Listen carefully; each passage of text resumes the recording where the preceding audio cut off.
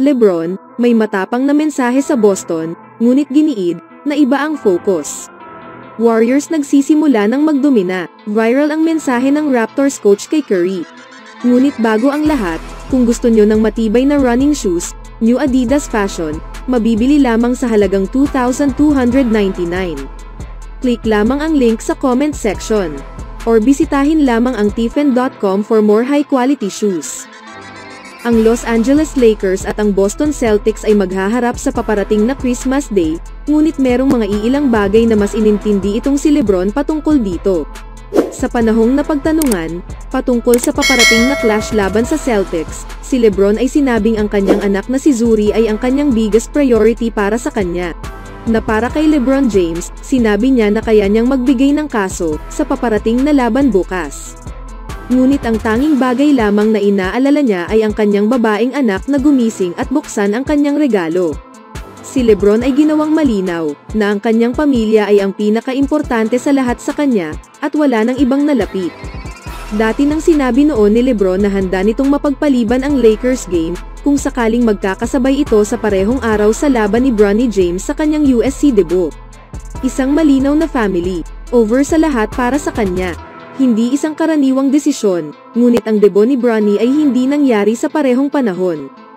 Habang si LeBron ay maglalaro laban sa Celtics at ang lahat ay umaasa na mag-dominate sila, pero ang kanyang biggest priority ay ang kanyang anak na si Zuri. Sa katunayan makikita rin kung gaano kaimportante kay LeBron ang kanyang pamilya sa panahong nilagpasan ni James si Kareem Abdul-Jabbar sa pagiging NBA all-time leading scorer. Na kung saan na-mention nito sa crowd, ang heartwarming message ni LeBron bilang ang kanyang all-time starting five, na sina Bronny, Bryce, Zuri, Gloria at Savannah. Sinabi rin ni LeBron na hindi nito magagawa ang mga bagay sa loob ng court kundi dahil sa suporta sa kanyang pamilya at commitment. Hindi niya mararating ang napanghawakan nito sa kanyang career hanggang ngayon na maabot niya ang 21st season. Mismong si Savannah ay sinabi kay LeBron sa isang commercial na manatili lamang sa paglalaro hanggang sa makipagbahagi ito sa court, kasama ang kanyang pinakabatang lalaking anak na si Bryce. Sa kabilang banda naman, ang Trail Blazers ay naglaro laban sa Warriors sa madikitang pamamaraan tulad sa iba sa sisong ito. Natalo sila ng 2 beses ng 4 na puntos sa bawat laban. Ngunit ito ay hindi naging kaso sa laban nila noong linggo, sa panahong gumawa ng maiinit na panimula ang Golden State at tinalo ang Portland sa score na 126-106.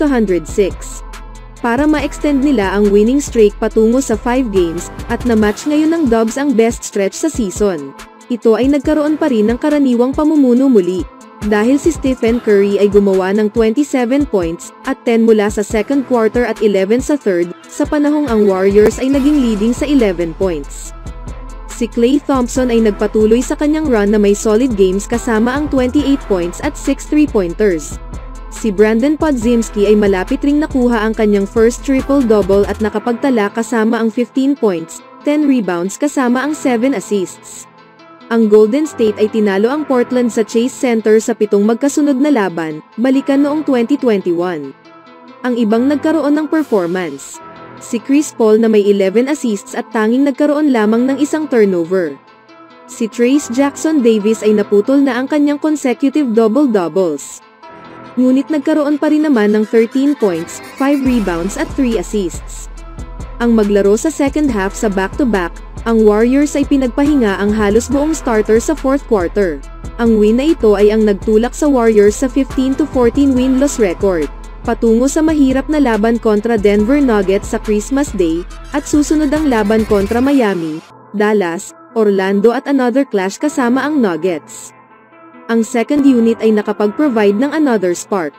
Ang Warriors ay napagpatuloy ang malalaking paglalaro sa second unit. Sa partikular, si Podziemski, Jackson Davis, Jonathan Kuminga, Moses Moody and Dario Saric. Si Podziemski ay gumawa ng +-25 during sa kanyang panahon sa court at pinangunahan ang second unit na nakapag-provide ng stability sa both ends. Ito ang nawala sa panahong ipinasok ng GSW ang starters. Sa panahong naipanalo ng Warriors ang championships, mayroon silang major production mula sa bench guys. At sa sisong ito tila nagkaroon na ng similarity. Isa rin sa nagpanalo sa kanila ay ang kanilang depensa kay Jeremy Grant. Si Grant ay ang Portland's second leading scorer. At nagmula pa sa nice shooting streak nitong mga nakaraang laban nila bago ang Warriors. Ngunit dahil kay Klay Thompson, Kuminga at Curry, sa panahong ang lahat ay inanino ito, si Grant na nakapagtapos ng 17 points sa kanyang 5 out of 12 shooting, ay nalimitahan sa 2 points lamang sa fourth quarter. Si Looney ay ginawa ang lahat. Nakita ng lahat na lumiit ang minutong paglalaro ni Looney nitong mga kasalukuyang huling laban nila. Primarily, dahil sa progreso at production na nakuha ng Warriors mula kay Jackson Davis. Laban sa Portland, si Looney ay hindi man nagtrabaho sa scoring na may 6 points. Ngunit gumawa pa rin naman ito ng impact at naging big factor kasama ang 11 points at 7 assists. At speaking of Warriors, ang Toronto Raptors ngayon ay kasalukuyang nakaupo sa 11-8-10 record sa season, na kung saan sila ay nasa labas ng Eastern Conference playoff picture.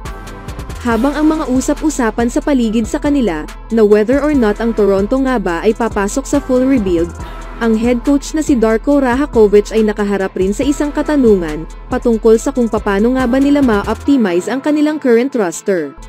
Ang magsalita sa media nitong kasalukuyan, si Rajakovic ay napagtanungan kung sapat nga bang nahihirapan ang Raptors ngayon, para sa kanya na bagu-baguhin ang lineup combinations at rotations.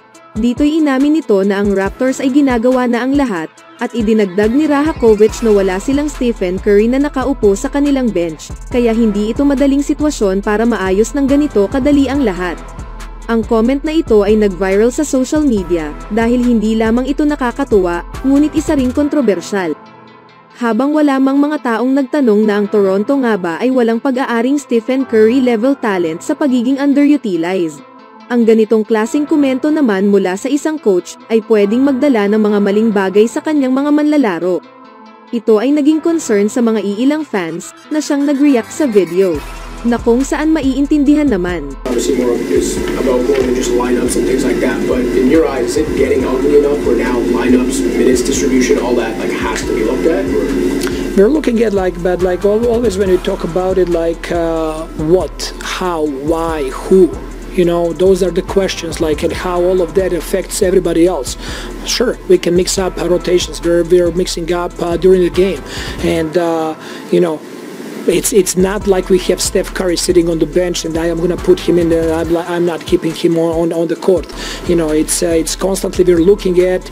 We're trying to get some chemistry. We're seeing some improvements, like we did it first half. Why we didn't do second half? That's the question for me. It's not really about lineups. It's like the same people were on the court in the second half as well, but we were completely different the way we played in the second half. Habang hindi man magugustuhan ng lahat ang comment na ito mula kay Rajakovic, meron naman siyang iilang punto patungkol sa Toronto's roster. Sila ay tunay na nahihirapan nitong mga nakalipas na taon. Ang Raptors ay hawak ngayon ang standard sa pagiging middle to bottom tier playoff team. Ngayon sa labas ng playoff picture, ang Raptors ay naghahanap ng internal options.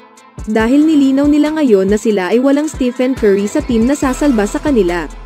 Anong masasabi niyo mga kaibigan? Always do it on my own, so I gotta get through it. And the only thing I know is to love what I'm doing. Never give up, never slow, till I finally prove it. Never listen to the no's, I just wanna keep moving.